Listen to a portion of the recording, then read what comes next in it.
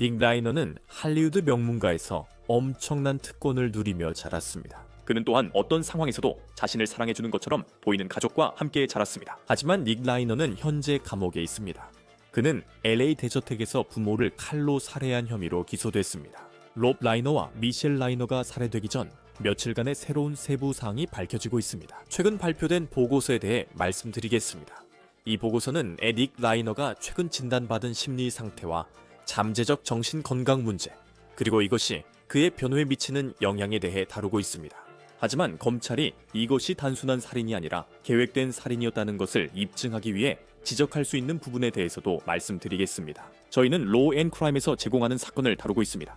저는 크리스 스튜어트입니다.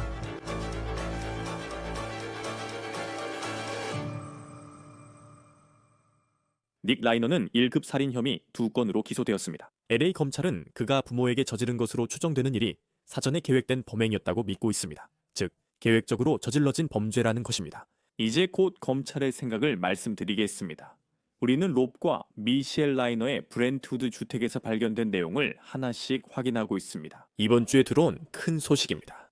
TMZ에 따르면 닉 라이너가 최근 몇 주 사이에 정신분열증 진단을 받았다고 합니다. 이 진단은 롭과 미셸이 살해되기 직전에 내려진 것이었습니다. TMZ는 닉의 약물이 그를 불안정하고 위험하게 만들었다고 소식통의 말을 인용했습니다. 아직 공식 입증은 없지만 TMZ의 주요 보도입니다.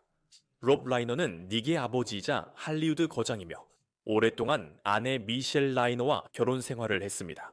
롭 라이너는 1970년대 올 인 더 패밀리로 명성을 얻었고 그의 아버지 칼 라이너는 코미디언이었습니다. 하지만 이후 롭 라이너는 감독이 되었고 감독으로서 놀라운 역량을 보여주었습니다. 역사상 가장 유명한 로맨틱 코미디 중 하나인 해리가 셀리를 만났을 때를 연출했습니다. 그리고 법정 드라마 어 퓨 굿 맨도 감독했는데 이 작품은 아카데미상 후보에 오르기도 했습니다. 그는 최근 온유걸과 같은 코미디 쇼에 출연하며 연기 활동도 계속했고 올해는 인기 드라마 더 베어에도 출연했습니다. 롭 라이너는 쇼 비즈니스계에서 미국의 보물이었다는 점은 분명합니다. 하지만 대저택에서 롭 라이너와 아내 미셸은 수십 년간 살며 가족이 중독이나 정신건강 문제로 힘들 때 세금 등급과 무관하게 많은 가족이 겪는 어려움을 겪었던 것 같습니다. 닉 라이너는 로브와 미셸의 세 자녀 중 한 명입니다.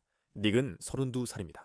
그는 2016년 피플지 인터뷰에서 15살 어린 시절부터 중독에 시달렸다고 밝혔습니다. 그리고 그는 부유하게 자랐지만 메인주 뉴저지, 텍사스에서 노숙한 적이 있다고 말합니다. 닉 라이너는 술과 약을 끊은 후에도 예전 삶으로 돌아가고 싶은 욕망과 계속 싸웠던 것 같습니다. 이 말은 그가 7년 전 약물 중독 팟캐스트 도피 도페이에서 했으며 해당 에피소드는 아직 유튜브에 있습니다. 금주를 끝낸 이유가 무엇이었나요?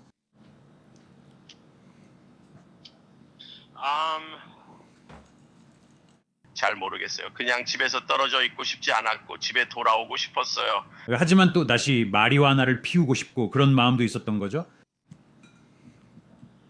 니크, 내가 너를 판단하는 게 아니야. 그냥 이 프로그램처럼 수많은 사람들이 그게 진짜 뭐였는지 알아?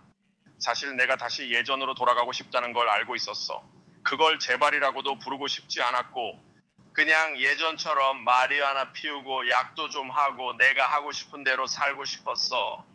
그리고 내가 메인에서 다시 시작하면 제대로 할 수 없을 거라는 걸 알고 있었어. 많은 사람들은 중독이 평생 지속되고 매일 싸워야 한다고 말해. 그리고 그건 닉에게도 어느 정도 사실이었던 것 같아. 최근 몇 주 동안 사람들은 닉에 대해 다소 걱정하고 있었고 그의 행동에 심각한 경고 신호들이 있었다고 말해. 그리고 TMZ에 따르면 최근에 닉은 조현병 진단을 받았다고 해. 그게 그 매체의 보도야. TMZ는 또 LA에 있는 라이너스 가족이 살던 곳 근처 주유소 직원들에 대한 이야기도 내보냈어.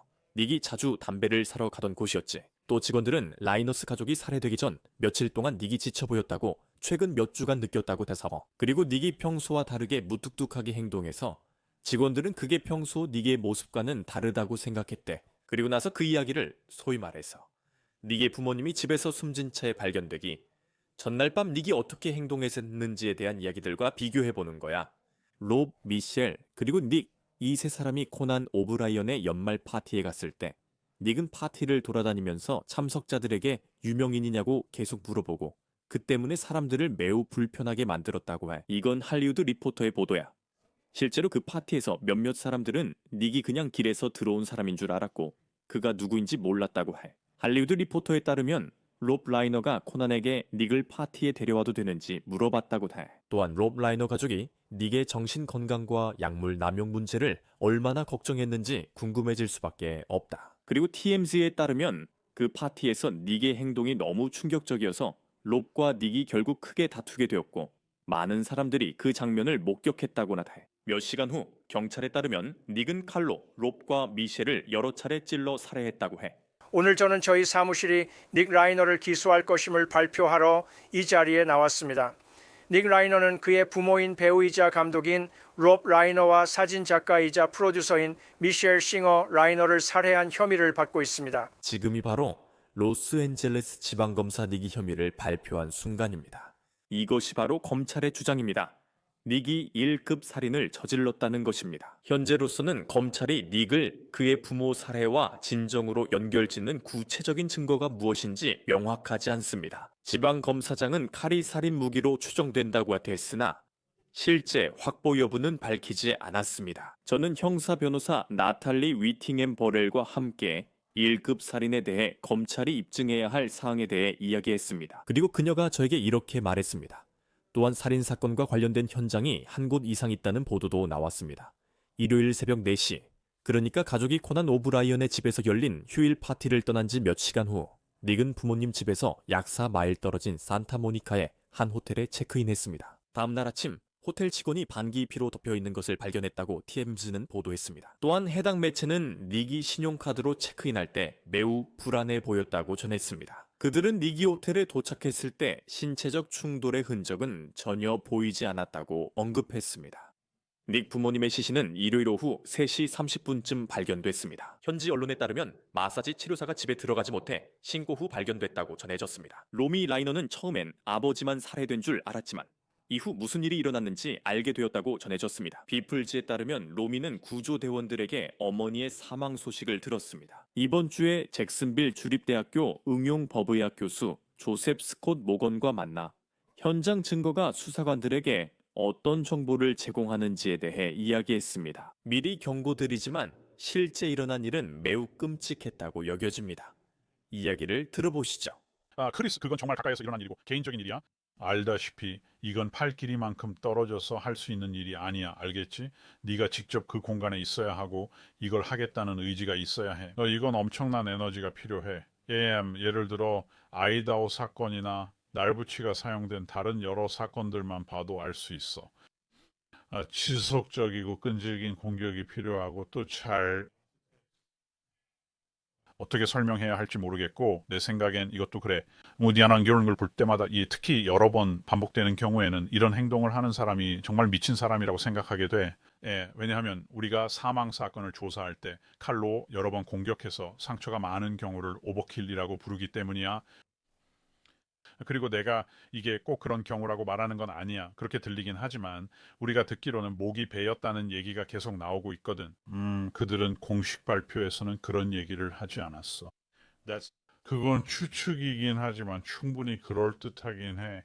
그리고 그 다음에 그게 절창이나 베인 상처고 그 다음에 자창이 있어. 그러니까 날카로운 물체에 의한 상처에는 두 가지 종류가 있는 거야. 또 하나는 천자상이라고 불리는 게 있는데 이건 이번 경우와는 관련이 없어. 날이 있는 무기로 생기는 상처와는 달라. 그러니까 찌르는 걸 생각해봐. 찌르는 상처는 상처의 깊이가 길이보다 더 깊고 베이거나 절개된 상처는 길이가 더 길지만 깊이는 얕아. 좋아. 그러니까 만약 목이 베었다고 가정해보자.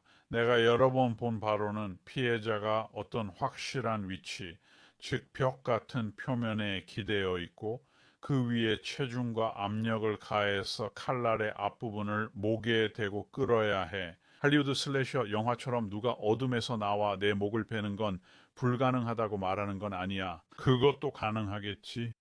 대부분의 경우에는 상당한 힘이 가해져야 하고 상대방을 무언가에 고정시키거나 눌러서 아래로 눌러야 해. 그래서 이게 더 끔찍하게 느껴지는 거야. 시신 발견 6시간 후 닉은 부모님 집에서 약 15마일 떨어진 University of Southern California 캠퍼스 근처에서 체포됐어. MBC LA가 입수한 감시 영상에는 닉이 주유소에서 스포츠 음료로 보이는 것을 사는 모습이 담겨 있어. 그리고 그는 주유소 밖으로 나가 길을 건넌 뒤 그때 경찰들이 체포에 나서 닉의 중독과의 싸움은 매우 공개적으로 알려졌지만 그가 부모님을 살해한 혐의를 받던 그날 밤에 실제로 무언가에 취해 있었는지는 아직 확실하지 않아. 그는 유명하고 우리가 알기로는 매우 비싼 변호사인 앨런 잭슨을 선임했어. 그는 케빈 스페이시와 카렌 리드를 모두 변호한 변호사야. 그녀의 경우에는 그녀가 보스턴 경찰관 남자친구인 존 오키프를 살해한 혐의로 기소됐었지. 앨런 잭슨은 리드 사건에서 무죄 판결을 받아냈어. 앨런 잭슨 같은 변호사가 제공하는 법적 변호는 결코 저렴하지 않아. 그는 베니티 페어 인터뷰에서 카렌 리드의 두 번 재판 비용이 $10,000를 넘어차선 반을 넘었다고 말했다. 그는 카렌 리드에게 정가를 다 받지 않았다고 사료했어. 닉 라이너가 실제로 한 일은 불분명해. 그는 아버지와 밍 찰리를 썼고 아버지가 감독해 2015년쯤 나왔어. 하지만 그 이후로는 적어도 연예계에서는 별다른 활동을 하지 않은 것 같아. 우리는 닉 라이너가 9년 전 올린 유튜브 영상을 찾았어. 아마 연기 도전을 위해 캐릭터를 만들려 했던 것 같아. 누가 나를 겁쟁이라 불러도 상관없어. 나는 달팽이고 절대 실패하지 않을 거야. 그리고 있잖아, 너 나 감옥에서 꺼내줘야 할 거야. 그 영상을 보면 이상하고 기묘해. 그리고 닉이 때때로 어떻게 말하고 행동하는지 보여주기도 해. 물론 이 영상이 올라온 건 대략 10년 전쯤이야.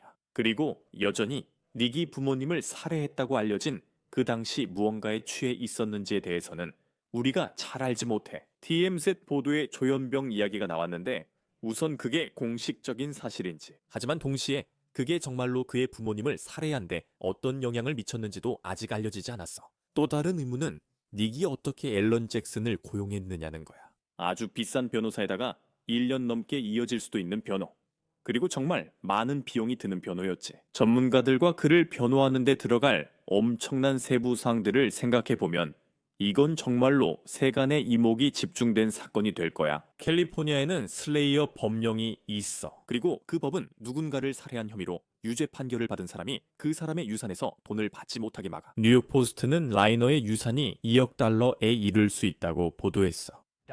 뉴욕 포스트는 닉의 형제 자매들이 유산에서 변호사 비용을 지원해 동생이 변호사를 쓸 수 있도록 허락했을 수도 있다고 보도했다. 그건 확실하지 않아. 그건 그냥 뉴욕 포스트가 내놓은 하나의 가설일 뿐이야. 닉의 형제 자매들은 성명에서 그를 언급하지 않았어. 콜롬비아 브로드캐스팅 시스템 뉴스에 따르면 성명 내용은 일부 이래. 말로는 우리가 하루하루 매 순간 겪고 있는 상상할 수 없는 고통을 표현할 수조차 없습니다. 우리 부모님인 롭과 미셸 라이너의 끔찍하고 참담한 상실은 그 누구도 겪어서는 안 될 일입니다. 그분들은 부모님이자 가장 친한 친구였습니다.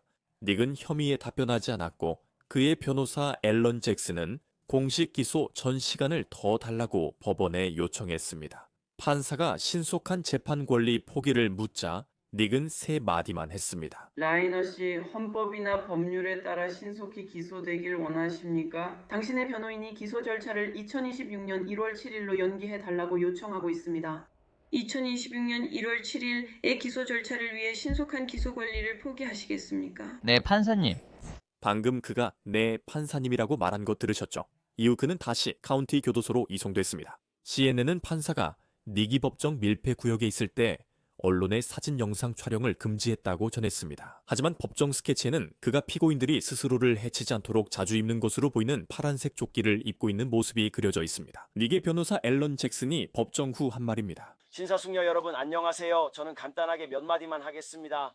무엇보다도 그리고 가장 중요한 것은 이것은 라이너 가족에게 닥친 참담한 비극입니다. 우리 모두 잘 알고 있으며 라이너 가족께 깊은 위로를 전합니다. 이 사건과 관련해서는 매우 복잡하고 심각한 문제들이 있습니다. 이 문제들은 철저하면서도 매우 신중하게 다루고 조사하고 살펴보고 분석해야 합니다. 저희는 이 절차가 원래 설계대로 진행될 수 있도록 시스템을 앞으로 나아가게 해주시길 부탁드립니다. 성급히 판단하거나 결론 내지 말고 절제하며 진행하세요. 그리고 이 시스템과 절차, 그리고 가족이 마땅히 받아야 할 존엄성과 존중을 가지고 진행해야 합니다.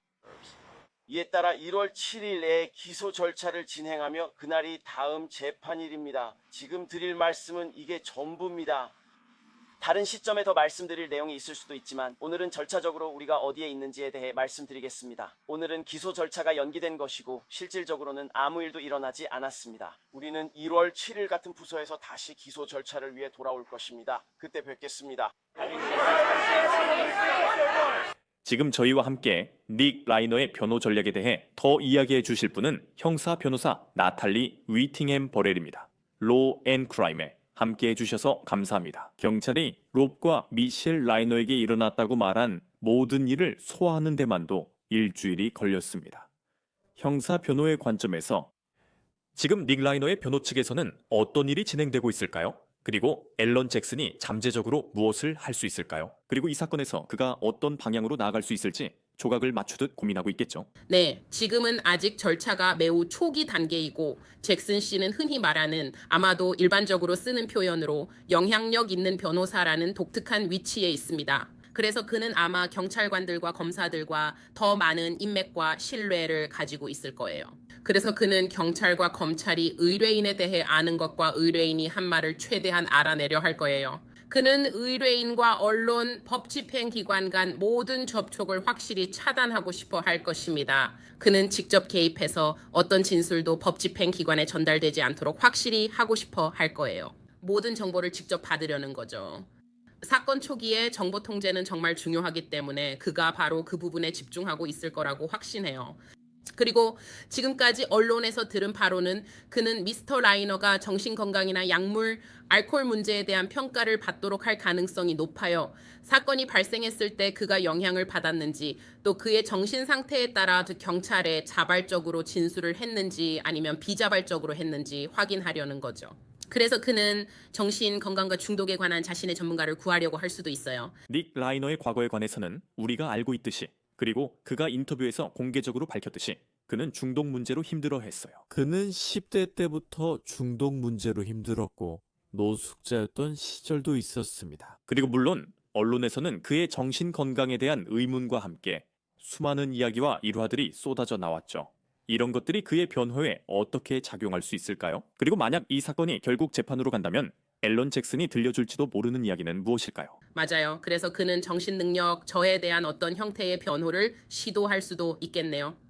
닉 라이너의 유죄를 합리적 의심 없이 입증하는 건 검찰 책임이니까요. 맞죠? 그게 가장 중요한 점이에요. 우리는 언론에서 들은 것만 알고 있죠. 실제로 사건의 증거가 무엇인지는 알지 못해요.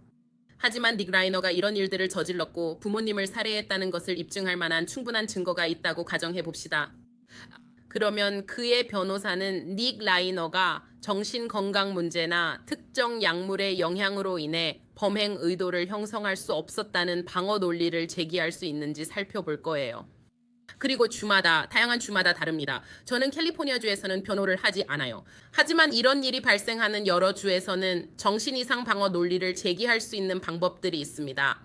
여러 주에서는 1급 살인 혐의를 2급 살인이나 과실치사로 감형할 수 있는 방법들이 있습니다. 만약 범행 당시 의뢰인이 필요한 범의 맨스리아를 형성할 수 없었다는 것을 입증할 수 있다면, 즉 자신이 무엇을 하고 있는지 완전히 이해하지 못했거나 살인의 의도가 없었다는 것을 보여줄 수 있다면 의뢰인이 감옥에서 보내야 할 시간을 크게 줄일 수 있습니다. 하지만 그들은 자발적으로든 정신건강 문제로든 술이나 약물에 취해 있거나 심한 스트레스를 겪고 있었습니다. 그래서 저는 이것이 바로 그의 변호사가 지금 주목하고 있는 부분이라고 생각합니다. 결정에 어떤 요소들이 작용하는지 그리고 아직 갈 길이 멉니다. 이 사건이 재판까지 가면 2027년에야 절차 진행 상황을 알 수 있을 것 같습니다. 하지만 앨런 잭슨이 내려야 할 결정에는 어떤 것들이 포함되어 있을까요? 이 사건이 누가 했는지가 아니라 왜 일어났는지에 관한 것일 수도 있다는 점에서 말이죠. 그리고 그 결정에는 어떤 요소들이 작용하는지, 또 일반적으로 변호사가 그 전략적 결정을 내리는 시점은 절차상 어느 정도 진행됐을 때인가요? 네, 그러니까 그건 각 사건마다 다르다고 할 수 있겠죠. 그래서 어떤 사건들은 사건을 받아보면 영상이 있거나 아니면 모든 증거가 당신의 의뢰인이 이 일을 했다는 쪽으로 향하고 있을 때가 있어요. 그렇다고 해서 변호사로서 그냥 포기하고 검찰이 주는 대로 그냥 받아들이자라고 하는 건 아니에요. 그리고 또 한 가지 고려해야 할 점은 만약 당신의 의뢰인이 판단 능력이 있다면, 물론 그가 판단 능력이 있는지는 모르겠지만 만약 의뢰인이 스스로 결정을 내릴 수 있다면 그들이 합의에 응하고 싶은지 아니면 그냥 포기하고 검찰이 제시하는 대로 받아들이고 싶은지 여부예요. 아닐 수도 있어서 그게 재판까지 가는 이유가 됩니다. 그리고 말씀하신 것처럼 그 상황에 완화 사정이 있을 수도 있어서 배심원들이 여기에는 어떤 정당한 이유가 있었구나, 완화할 만한 사정이 있었구나 라고 생각할 수도 있죠. 그 사람에게는 정신건강 문제나 약물, 알코올 등 영향력이 있었어요. 그래서 범죄를 저질렀지만 의도는 아니었어요. 모든 희망이 없어 보여도 그런 점을 찾을 수 있다면 재판까지 가는 게 낫다고 봐요. 우리가 내리는 판단이 보통 그렇죠. 저는 살인사건 변호사니까요. 살인사건에서는 들어보세요. 이 합의 제한은 정말 끔찍해요. 차라리 재판에서 배심원단 결과를 보는 게 낫습니다. 우리는 앨런 잭슨과 함께 그 효과를 봤죠. 카렌 리드의 경우도 마찬가지예요. 그들이 가진 증거에 비해 그녀에게 제시된 합의는 매우 나빴어요. 그리고 그는 계속 밀어붙였고 또 밀어붙였고 또 밀어붙였어요. 그리고 파고들고 또 파고들고 또 파고들어서 결국 일반 대중과 아마 배심원들까지도 여기서 정말 무슨 일이 있었던 거지? 라고 의문을 갖게 만들었죠. 처음엔 명확해 보였죠. 그녀가 그 차를 운전했으니까요. 맞죠? 그녀가 떠났으니 분명 그를 친 것 같았죠. 하지만 점점 어쩌면 뭔가 다른 일이 벌어지고 있는 건 아닐까, 어쩌면 뭔가 사악한 일이 일어나고 있는 건 아닐까 하는 생각이 들었어요. 그래서 시신이 있는 상황에 처했을 때 자신이 어디까지 밀어붙일 수 있는지 시도해보는 데에는 항상 이점이 있다고 생각해요. 그렇죠. 국가에서 제시하는 어떤 제안이든 그냥 받아들이는 것이 항상 당신에게 이득이 되는 건 아니에요. 앨런 잭슨에 대해 말하자면 저는 카렌 리드를 쫓고 있어서요. 그가 법정에서 보여주는 모습이나 이야기를 풀어나가는 방식에 정말 매료됐어요. 그리고 그는 정말 독특한 카리스마를 가지고 있는 것 같아요. 그래서 그가 그렇게 성공한 것이고 아마도 LA에서 문제가 생기면 가장 먼저 연락하고 싶은 사람 중 한 명인 이유일 거예요. 하지만 당신도 형사 변호사로서 그가 그렇게 성공할 수 있었던 이유는 무엇이라고 생각하세요? 그는 준비를 철저히 해요. 그리고 그 점이 대중들이 생각하기에는 그의 법정 퍼포먼스에 비해 덜 주목받는 부분인 것 같아요. 그의 법정에서의 퍼포먼스는 정말 훌륭하죠. 그는 뛰어난 법정 프레젠테이션을 가지고 있어요. 하지만 그는 준비성이 없었다면 카렌 리드 사건에서 그런 퍼포먼스를 못했을 거예요. 그 사건에 그들이 쏟아부은 조사량은 정말 대단해요. 그와 변호인단이요. 그리고 그는 이번 사건에도 똑같은 준비성과 조사력을 보여줄 거라고 생각해요. 앨런 잭슨이 검찰 측의 사건 설명을 그냥 받아들일 거라고는 생각하지 않아요. 저는 그가 라이너 가족 내 관계나 닉 라이너의 삶에서 벌어지고 있던 다른 문제들에 대해 직접 조사할 거라고 예상해요. 그들은 그렇게 할 거예요. 제 생각에는 그들이 닉이 어떤 사람이었는지, 그에게 무슨 일이 있었는지 조사할 거라고 봐요. 그들은 그가 태어난 순간부터 사건 발생까지 모든 것을 분석해 주변 상황과 사건 완화 가능성을 알아보려 할 거예요. 그런 준비가 있으니 법정에서 자신감 있게 행동할 수 있는 거예요. 저도 그의 자신감과 언변에 감탄하지만 모두 철저한 준비에서 비롯된 거죠. 그게 그의 강점이에요. 이 부분은 그날 로브와 미셸 라이너에게 어떤 일이 일어나기 전 몇 시간 동안 독특한 점이 있었습니다. 누가 책임이 있는지 법적 절차도 지켜봐야 할 것 같아요. 많은 언론에 따르면 A급 스타들이 모두 코난 오브라이언 집에 모였다고 해요. 그리고 지금은 언론 매체들만 이 이야기를 하고 있을 뿐이에요. 공식적인 입장 발표는 거의 보지 못했어요. 하지만 변호인 측에서는 그 전날 몇 시간 동안을 어떻게 바라볼까요? 이런 파티가 있었잖아요. 그는 많은 사람들과 교류했어요. 이런 상황에서 닉 라이너를 도우려는 사람이라면 원하는 변호 논리를 세울 때 이런 점들이 어떻게 작용할까요? 네, 그래서 그게 쉽지 않죠. 왜냐하면 만약 당신이 검사라면 그 파티를 사건의 발단이자 동기로 볼 수 있기 때문이에요. 검사는 항상 동기를 찾으니까요. 싸움이 있었고 그게 동기였어요. 그게 그가 부모님을 죽일 계획을 세우게 된 이유였죠. 반면에 변호인이라면 그 이야기를 가족 내에 불화가 있었다는 식으로 풀어나가겠죠. 그는 오랫동안 정신 건강에 문제가 있었고 이건 그가 계획한 일이 아니에요. 그리고 이 사건이 그를 통제할 수 없게 만든 거죠. 이건 계획이나 준비된 게 아니에요. 1급 살인도 아니죠. 그래서 사실이 무엇이고 증인들이 뭐라고 말하느냐에 따라 여러 가지 방식이 있을 수 있어요. 검찰이 여기서 어떤 계획성이나 동기 혹은 부모님에 대한 적대감 같은 걸 보여주려고 할 수도 있죠. 변호인 측은 그가 얼마나 불안정했는지 이 최고급 파티에서도 자신을 못 통제했다고 주장할 수도 있습니다. 이 사람은 자신의 정신을 통제하지 못했고 살인을 저지를 의도도 없었습니다. 대신 그는 정신 이상으로 인해 무죄이거나 음주 등으로 인해 형이 감경될 수 있습니다. 다시 말하지만 이건 오래 걸릴 수 있습니다. 제 말은 만약 이 재판이 다음 주에 열린다면 분명히 어려움이 있을 거라고 생각합니다. 왜냐하면 이 사건은 전국 어디에서나 가장 큰 뉴스처럼 보이기 때문이죠. 물론 다른 뉴스들도 있긴 하지만요. 하지만 닉 라이너의 경우에는 그의 중독 이력에 대한 관심이 정말 많아졌습니다. 왜냐하면 그는 그 사실을 매우 공개적으로 밝혔기 때문이죠. 그는 그에 대해 영화도 썼죠. 배심원이 닉 라이너를 알면 여기 중독자가 있네 라고 생각할 수 있습니다. 이게 그가 한 일이며 그는 폭력적이었어요. 이 사건이 주목받아 배심원들이 이미 알고 있다면 변호인 측은 어떻게 그 인식에 대응할 수 있을까요? 롭 라이너는 제가 직접 알진 않지만 그의 작품 덕분에 많은 이들에게 사랑받는 인물인 것 같아요. 그리고 그들이 사망한 후 엄청난 지지와 응원도 있었습니다. 네, 그런 상황에서는 전문가 증인의 진술이 가장 큰 도움이 된다고 생각해요.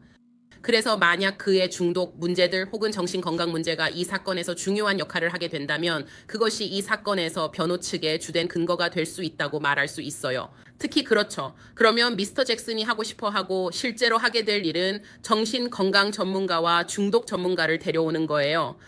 And 또는 독성학자도요. 그리고 특정 물질이 신체에 어떤 영향을 미치는지 또 그것이 사람들의 행동에 어떤 영향을 줄 수 있는지 살펴보는 거예요. 비록 도덕적으로 어떤 물질을 복용하는 것에 반대하더라도 그 결과를 보면 끔찍한 결과로 이어질 수 있다는 거죠.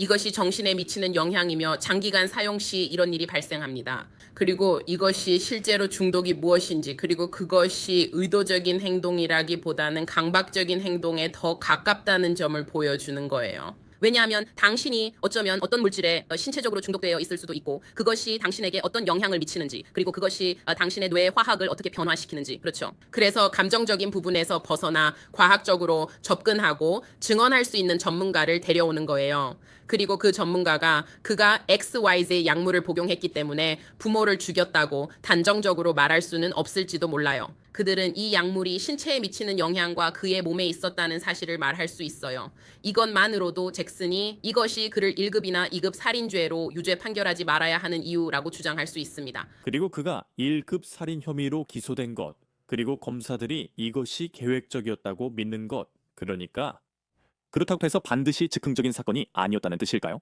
왜냐하면 우리가 누군가가 살인을 계획한다고 생각할 때 예를 들어 누군가가 명단을 가지고 있고 그걸 실행하려고 한다고 생각하잖아요. 그러니까 1급 살인일 때 검찰이 2급 살인과 비교해서 정확히 무엇을 입증해야 하나요? 맞아요. 1급 살인에도 여러 가지 유형이 있는데 말씀하신 것처럼 미리 잘 계획된 1급 살인이 있을 수 있어요. 누군가 숨어 기다리거나 목록을 작성하고 청부살인을 의뢰하는 식으로 사람을 죽이는 경우입니다. 그런 경우가 1급 살인 대부분은 아닙니다. 1급 살인은 사전에 계획된 경우뿐만 아니라 범행 중에도 계획성이 형성될 수 있어요. 그래서 안타깝게도 제 이해로는 이 사건이 칼로 찌르는 사건이었고 누군가를 여러 번 찌르고 멈추지 않고 계속한다면 내가 계속 이렇게 찌르면 이 사람을 죽이게 되겠구나라는 걸 깨닫게 돼요. 그리고 계속 찌르면 그게 1급 살인이 될 수 있어요. 한 사람을 찌르고 내가 뭘 한 거지 이 사람이 죽었네 라고 생각할 수 있고 곧바로 또 다른 사람을 찌르기 시작하죠. 확실히 두 번째 사람에 대해서는 1급 살인이라고 주장할 수 있어요. 누군가에게 총을 쏘는 경우도 마찬가지예요. 한 번 쏘면 그건 1급 살인이 아닐 수 있지만 20번을 쏜다면 5번째 총알쯤에는 내가 이 사람을 죽이고 있다는 걸 알게 되죠. 그래서 범행이 일어나는 동안 사건 자체가 진행되는 중에도 그런 의도가 생길 수 있어요. 꼭 그런 건 아니고 그렇게 하는 주들도 많아요. 꼭 미리 계획할 필요는 없어요. 그리고 이 대화가 실제로 어땠는지 아는 사람은 아마 앨런 잭슨과 닉 라이너뿐일 거예요. 하지만 형사 변호사로서 특히 살인 사건을 맡게 되면 처음 대화는 어떤지 궁금해요. 구치소에 있는 의뢰인과 처음 나누는 대화가 어떤가요? 저는 닉 라이너의 정신 상태가 어땠는지 잘 모르겠지만 제 생각에는 대화는 어떻게 진행되나요? 처음에 앨런 잭슨이 닉 라이너에게 할 질문은 무엇인가요? 맞아요. 저는 그의 구체적인 접근 방식은 잘 모르지만 저와 제 동료들 대부분의 경우에는 처음에는 내담자를 알아가고 지금 그들이 정신적으로 어떤 상태에 있는지 평가하는 것이 일반적이에요. 특히 사건이 일어난 직후라면 더욱 그렇죠. 우리는 그의 부모님이 살해된 지 며칠 되지 않은 시점에 있어요. 그래서 정말로 알아보고 싶은 거는 첫째, 당신이 누구인지고 둘째, 내 말을 이해하고 있는지예요. 그리고 그게 바로 질문을 하면서 이전에 이야기했던 것들을 기억하는지 확인하고 내담자의 인생 이야기를 조금씩 들어보는 거예요. 저는 첫 만남에서 그리고 제 동료들 중 많은 분들도 이렇게 시작하지 않아요. 무슨 일이 있었는지 말씀해 주세요 라고요. 왜냐하면 솔직히 말해서 지금 이 순간에는 그게 중요한 게 아니거든요. 지금 이 순간에 해야 할 일은 쏟아져 나오는 모든 정보를 잠시 덮어두는 거예요.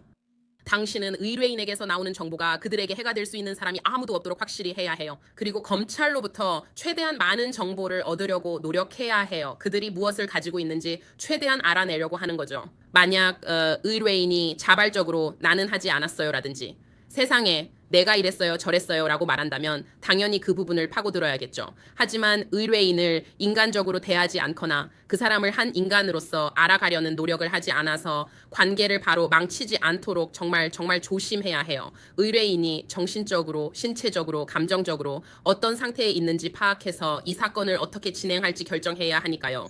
그리고 사실관계 자체만 봐도 그는 가능한 한 빨리 정신건강 전문가의 평가를 받아야 해요. 그리고 그는 그럴 능력과 자원이 있으니까 바로 그렇게 해야 해요. 앞으로 일어날 일을 지켜봐야겠죠. 정말 로스앤젤레스의 비극적 사건입니다. 그는 1월 7일 다시 법정에 출석합니다. 나탈리 위팅햄 버렐 형사 변호사님, 로앤크라임에 함께해 주셔서 진심으로 감사합니다. 감사합니다. 로앤크라임에서 전해드린 사건이었습니다. 유튜브, 스포티파이 구독 부탁드리며 저는 크리스 스튜어트였습니다. 다음에 뵙겠습니다.